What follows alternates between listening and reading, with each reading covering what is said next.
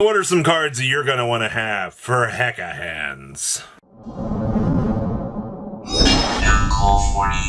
Now, make sure you guys catch all these hands by smashing the living crap out of that subscribe button, so you guys don't miss out more often. We got to start off with the Spirit Sculptor. I think this was the classic look at for this deck.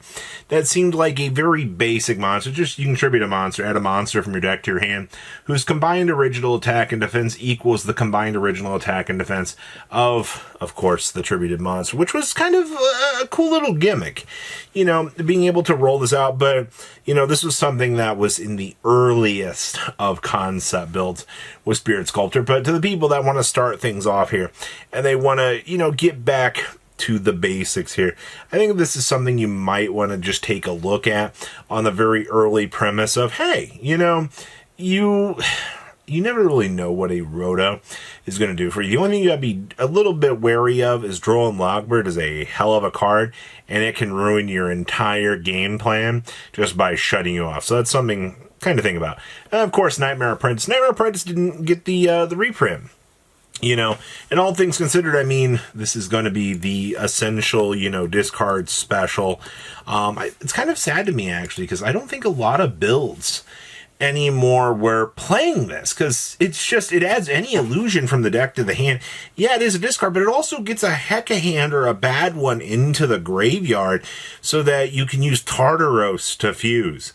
I don't think you guys realize how good it is to get things loaded up into the graveyard to actually fuel, you know, probably one of the crazier options that your deck wants to have. I mean, I guess ripping from your opponent's extra deck's not exactly the scariest option anymore, but it is kind of something to think about here that, you know, Nightmare Apprentice is available in Starlight Rare, and it might be a piece that is going to help you out, all things considering, in the deck building process.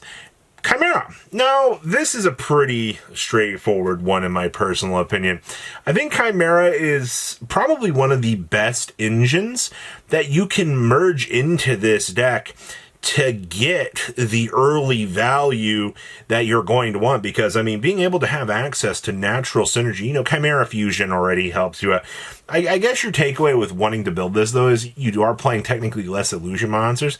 But I think the most successful variant I have personally seen was one of the builds that was actually choosing to play the Chimera package, go to the 60 cards, and try their absolute best to come up with, you know, these are the reasons why this package is working out, you know, so we're going to build this on that fundamental package. So, yeah, natural illusion synergy with your archetype is going to be probably one of the most important things you're going to want. And then we have Yield Dark Barrier Statue. Well, since you're looking at probably playing the Chimera cards, Dark Barrier Statue with Berfelment is one of the funniest things you can actually do to your opponent. Because bumping that stupid thing back out, it bumps it from the banish pile back onto the field. And now your opponent has to find a way to deal with it, which is just hilarious. If your opponent, it's Barrier Statue Syndrome. All right, any time that you can play a Barrier Statue, you may as well give it some consideration, because it's probably going to be a very impactful thing. And I got to tell you, these Barrier Statues, people, they do matter. You might not believe it, but a Dark Barrier Statue in certain matchups, right, especially against Yumi, you just make it and your opponent stares at you and goes, oh, well, that's really cool, man. Oh, and then they just make SP and kind of blow you up. But that's not what we're worried about. It's just we're deploying this as a locking mechanism, and we're using it to try to win the game. Which brings us to White Forest. What better archetype than White Forest to lay out the necessary tools for you to work with Heccahands? Now, is this going to be a very successful venture? You might have some success with this. Contrary to popular belief, I've actually not seen any Heccahands White Forest builds coming together, but you would think because you do have kind of some free fuel for spells and traps. I guess the thing that you might not want with that would be, it might depend on how the locks come down, but I don't think there's anything in Heccahands itself that's going to put you into a position of making your setup be bad, at least in my opinion. The White Forest package itself might not be the best play, but there are definitely cards around it that I think are going to be good. Enter in Deception and Friends. This is where you're going to get into the Azamina stuff. This is where you're going to start to get into the Ilia Sylvia. You know, the cards that actually are fusion materials that we can actually access. You know, being able to use, you know, Diabellstar as a little splash package. I saw early lists that was actually considering that. You know, being able to use the Omni Negate setup to get into the Jaza, using Jaza to pull up the 2 counter trap cards. Going into your opponent's turn, you have 3 interruptions, you have an illusion monster, they can't do anything, and you're literally going to hit them with the hoo-hoo, want to see me do it again next turn? There's a lot of power that you kind of get with these sorts of overlays and tools, so something to actually think about when you're exploring this, because I'm kind of digging the ideas here that some of these might actually be decently well. And then, of course, Change of Heart and Snatch Steal.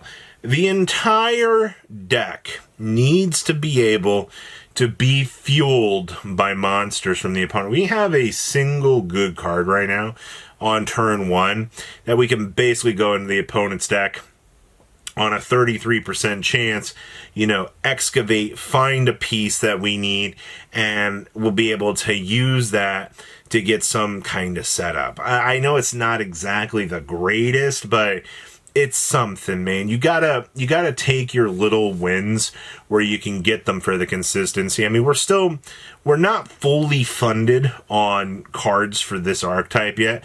We got to give Konami some time, because, I mean, this wave 2, we could get the most creative broken cards we've ever seen, and they could just save this whole archetype.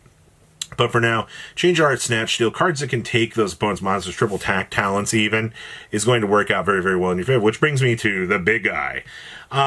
This is where you start to get into the extra deck synergy. You know, we start to see those high-level monsters actually becoming usable for you to take a look at. The extra deck for this, at least in terms of Xyz, is a place that is kind of interesting, honestly, because it kind of comes down to, you know, if you do get to the guy that can start ripping from the opponent's extra, you know, what tools are you going to find in there? You know, what little bits and pieces are going to matter to me to be able to kind of get that sculpting option. And, you know, when I get those pieces, what can I do with them? So you're going to have to kind of think about not only, you know, extra deck tools that you can make, like Big Eye, for example, but you got to find the perfect little mix of the additional tools that you're going to be considering working with as well. Which, hey, super poly, right? Anytime a deck like this exists where you can use, you know, illusion fusion monsters, for example, or, you know, obviously the generic ones like Mud Dragon, Garua, to be able to make these fundamental big cards, it's very important to look at Super Poly, whether or not it's a main or a side deck card, to help you get you there. And, you know, your extra deck has a lot of tools that you can actually work with. I do appreciate, you know, using your opponent's monsters to help fuel, you know, some of your stuff, depending on the scenario you've got set up, is kind of cool. But more fusion tools will help with the forms of interruptions that I feel like you're kind of wanting to see with a deck like this. Don't underestimate Super Poly in this deck, because you can do some really scary, funny things. And then, of course, we don't have it yet, but this is definitely going to be a deck where we're going to see the Shining Sarcophagus package possibly showing through with the Red Eyes Dark Dragoon stuff, to be able to really push your opponent to some crazy breaking points. You know, Dragoon is the future, right, of 2026, where we can see, you know, any bad deck can kind of splash this package in, and they can actually kind of do something really, really cool with it. I'm looking forward to that.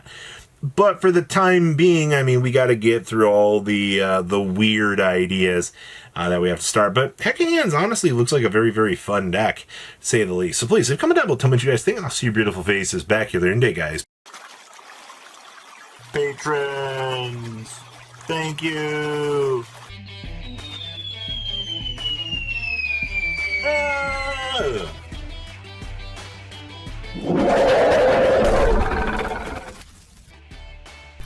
Thank you so much for watching. Check out these other videos.